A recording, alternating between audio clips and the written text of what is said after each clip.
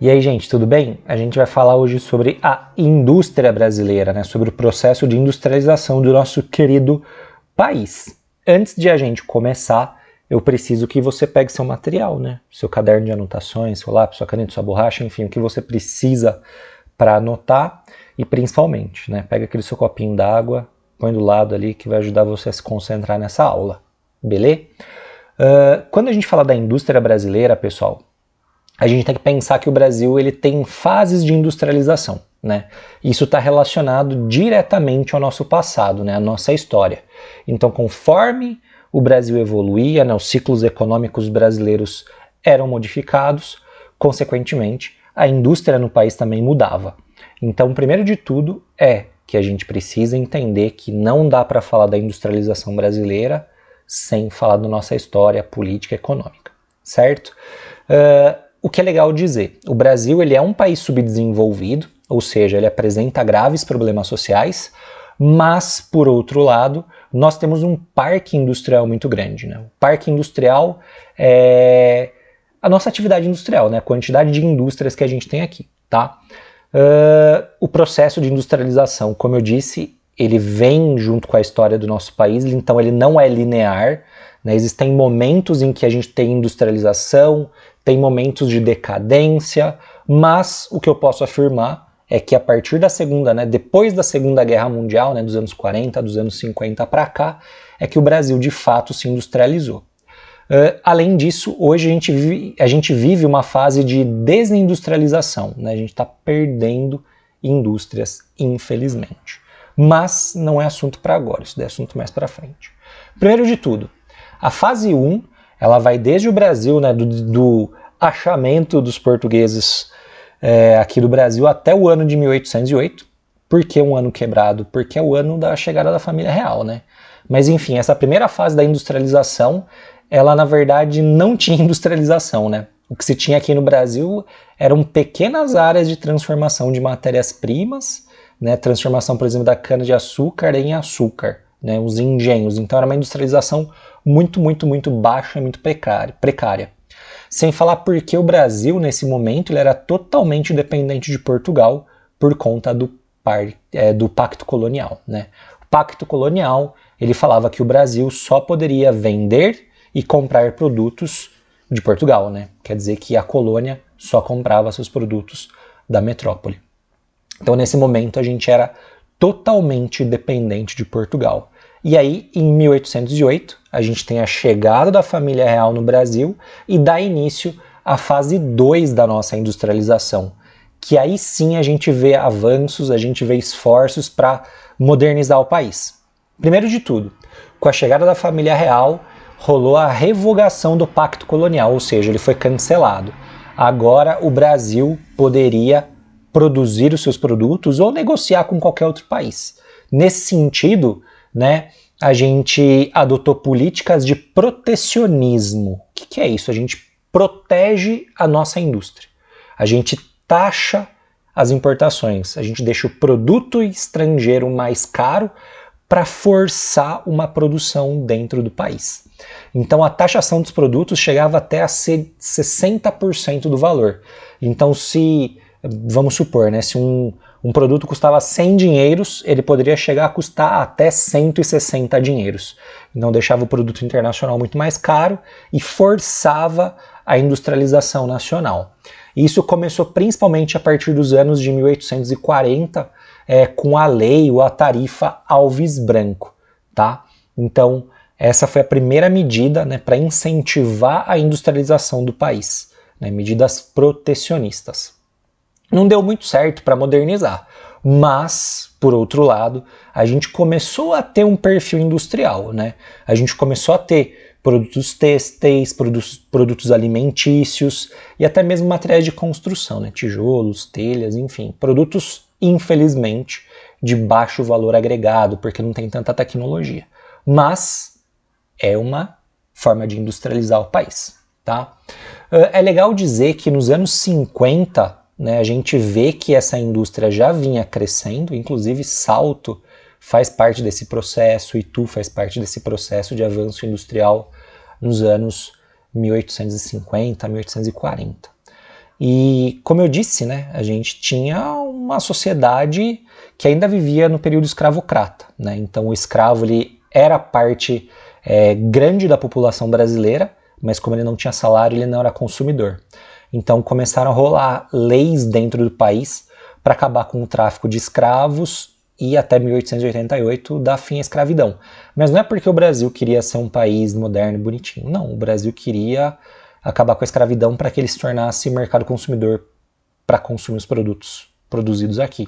Só que antes da libertação dos escravos, a gente teve a Lei Eusébio de Queiroz nos anos 50, que proibia o tráfico de escravos, e com isso o Brasil começou a incentivar a chegada de mão de obra imigrante europeia. Política do branqueamento. Lembrem-se das aulas do sexto ano, a gente já falou sobre isso, né? Que a ideia era transformar o Brasil em um país moderno para poder ser aceito no mundo europeu, né? Então não poderia ter preto na população. Então o que acaba acontecendo é que o imigrante europeu, ele vinha para cá para trabalhar na indústria e ele recebia seu salário. Então ele compunha também um mercado consumidor para os produtos nacionais. De novo, uma fase de alavancar, né? De crescer o consumo e, consequentemente, a produção nacional. Só que mesmo esquema, lembra que eu falei que a industrialização no Brasil ela tem momentos de crescimento e momentos de queda? Então, de 1808 até 1930 foi esse esquema de vai e volta, vai e volta, vai e volta. Né? Foi uma industrialização inconstante e isso aconteceu por conta, né, dos investimentos dos barões do café. Né? Os caras ganhavam muito dinheiro com café e eles tinham que diversificar seus investimentos. E a indústria passou a ser um investimento que dava muito retorno financeiro. Então, eles começaram a investir em outros setores, os barões do café, na indústria. Criação de ferrovias também, enfim. Eles foram fundamentais para esse início da indústria brasileira, certo? Ainda mais lembra, né, em 1929, crise da Bolsa de Valores nos Estados Unidos, e a produção de café já não tinha tanta importância, né, porque a gente deixou de exportar. Então o Brasil precisava ainda mais incentivar as atividades industriais. E é aí que a gente entra a fase 3, que vai de 1930 até 1955, onde houve uma política de industrialização promovida principalmente por Getúlio Vargas. O que ele fez? Primeiro de tudo, ele adotou uma ideia de uso da mão de obra nacional. Né? Deixou de incentivar a chegada dos imigrantes e usava exclusivamente a mão de obra brasileira, nacional, da população que já vivia aqui. Por um motivo específico. O êxodo rural. Crise do café, já não tinha mais tanta gente no campo, a população foi para a cidade. Então o êxodo rural fez com que houvesse mão de obra excedente que foi utilizada dentro das atividades industriais, principalmente no Rio de Janeiro, que nessa época era a região mais industrial, e também em São Paulo. Como que o Getúlio fez essa mão de obra ser empregada? Com a criação de estatais no setor de energia e indústria de base, siderúrgicas, metalúrgicas, exploração de recursos energéticos e geração de energia. Exemplos: criação da Petrobras nos anos 50, criação da CSN, Companhia Siderúrgica Nacional, uma indústria de base, que é da foto aqui ao lado, nos anos 30, e, por fim, a Chesf, né, que é a Companhia Hidrelétrica do São Francisco, exploração do Rio São Francisco para gerar energia. Eu tenho matéria-prima, eu tenho energia. A indústria precisa disso para se desenvolver. Lembra das aulas da localização da indústria, que a indústria tinha que estar próxima à matéria-prima e fontes energéticas? Agora a gente tem petróleo, a gente tem o aço, a gente tem outras ligas metálicas, né, criação não só das siderúrgicas, mas das metalúrgicas, enfim. Então foi uma política de promover o desenvolvimento nacional a partir da criação de estatais nas indústrias de base.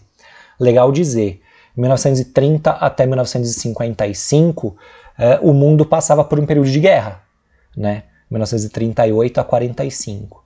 Como que o Brasil comprava produtos industriais? A nossa indústria era bem precária, lembra? Baixo valor agregado. A gente produzia matérias-primas, basicamente, né? Alimentícia, têxtil e minerais. A gente não produzia, por exemplo, automóveis, eletrodomésticos. Tudo era trazido da Europa. A gente importava esses produtos. Então foi nesse momento que foi adotada uma política chamada de substituição das importações. A gente parou de importar, ou seja, a gente deixou de comprar da Europa. Não porque a gente quis, é porque a Europa estava em guerra. Os caras queriam vender geladeira para o Brasil, queriam vender automóvel para o Brasil? Não. Se o cara estava em guerra, eles iam produzir itens que seriam utilizados para a guerra. Então o Brasil começou a sentir falta de produtos, né, de bens de consumo no mercado nacional, no mercado interno. Então a gente começou a atrair outras empresas para se instalarem aqui. Como a gente não tinha tecnologia, a gente precisou, e quando a gente fala a gente, entenda o governo, precisou criar condições para que essa empresa estrangeira se instalasse aqui. Como que a Ford, a Chevrolet, a Volkswagen, a Electrolux veio parar no Brasil, se elas são empresas europeias e americanas?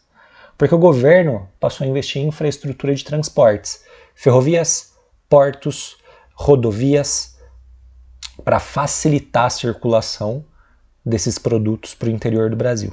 Então o que acabou acontecendo foi que, beleza, a Ford criou sua fábrica aqui no Brasil, a Mercedes criou sua fábrica aqui no Brasil, e ela precisava escoar a sua produção, precisava levar a sua produção para outro lugar, né? Como se no Brasil não tinha infraestrutura de transportes? Agora tem. Então a fase 3 ela é vista a partir da criação de empresas nacionais, né, da indústria de base e de energia, e também no início da chamada política da substituição das importações. A gente substituiu a importação para produzir com tecnologia estrangeira itens dentro do Brasil. De novo, quais regiões tinham mais infraestrutura? São Paulo e Rio de Janeiro. Onde essas indústrias se instalaram? São Paulo e Rio de Janeiro. Fase 4 vai de 1956 até o ano 2000 e daí aquela chamada política desenvolvimentista do Juscelino Kubitschek, né? Era do famoso lema, né? Crescer 50 anos em 5. O Plano Nacional de Desenvolvimento do JK era baseado no incentivo a investimento estrangeiro, ou seja, o Brasil abriu de vez as suas portas para a chegada das transnacionais, principalmente no setor automobilístico e de eletrodomésticos, né, que era o que o mundo consumia nessa época. E foi nesse período que a gente viu a expansão da indústria no Brasil. Foi a fase de maior expansão da atividade industrial, tá? Além disso, né, a gente tem que frisar. Essas empresas que vêm para o Brasil, elas não são brasileiras. Elas trazem tecnologia de outros países. A gente não é um polo de desenvolvimento tecnológico, a gente é um polo de atração de tecnologia estrangeira. A gente oferece subsídios, a gente oferece condições para que a indústria venha aqui e lucre muito, né? A gente cobra menos impostos, a gente tem uma mão de obra relativamente barata, matérias-primas baratas, uma infraestrutura de transportes ok, um mercado consumidor que é grande, afinal o Brasil tem 211 milhões de habitantes hoje. Enfim, então o Brasil favoreceu e ainda favorece a chegada de investimentos externos. A gente não aprende a fazer, a gente não desenvolve a nossa tecnologia, a gente atrai tecnologia estrangeira. E se essas empresas quiserem sair, elas vão sair, né? Outro momento interessante dizer é o momento do chamado milagre econômico dos anos 70, já na ditadura militar, que a gente vê de novo uma política de expansão da indústria de base. Conforme o Brasil recebia esses investimentos estrangeiros, a gente foi diversificando o nosso parque industrial, né? A gente foi criando indústria de diversos setores. Só que, de novo, começou a faltar infraestrutura de transportes, indústria de base no setor energético. Então houve muitas obras públicas, grandes usinas hidrelétricas, criação da usina nuclear de Angra dos Reis, criação de rodovias, ferrovias no interior do Brasil, enfim, para dinamizar, para que o Brasil crescesse e se desenvolvesse economicamente. E foi um momento de grande crescimento econômico industrial, certo? Pautado numa política keynesiana. No colegial vocês vão ver melhor isso, mas para o 7º ano basicamente política keynesiana é que o Estado, é que o governo vai assumir o controle da política econômica do país. É meio que ele que vai organizar os setores que vão ter investimento, tá? De modo bem simples. E por fim, a fase 5 é a fase do início dos anos 2000 até hoje, né, que a gente vê o momento da diversificação do nosso parque industrial. A gente tem indústria aeronáutica, de automóveis, têxteis, eletrodoméstico, de alimentos. A gente tem importantes centros de desenvolvimento tecnológico aqui no interior de São Paulo, principalmente na região de Campinas e São Carlos, onde tem muitas universidades, polos tecnológicos, mão de obra qualificada, certo? Centros de pesquisas, laboratórios. Porém, é ao mesmo tempo um momento que a gente vê uma desconcentração da indústria.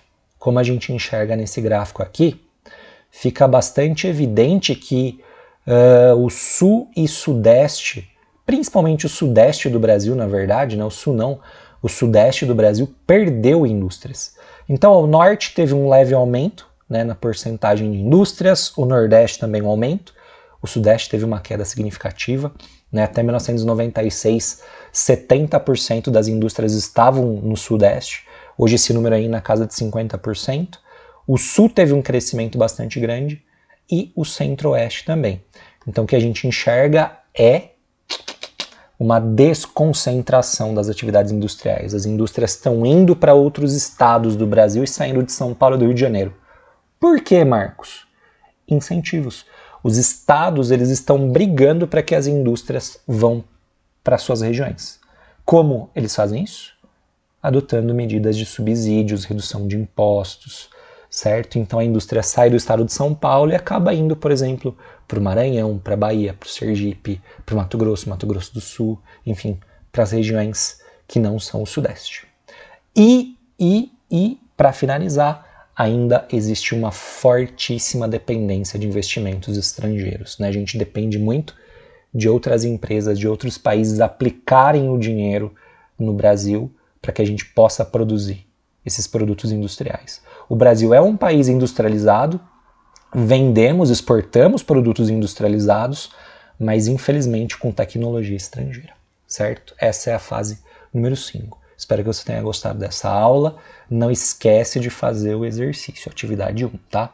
Então, um beijo para vocês. Até a próxima. Tchau!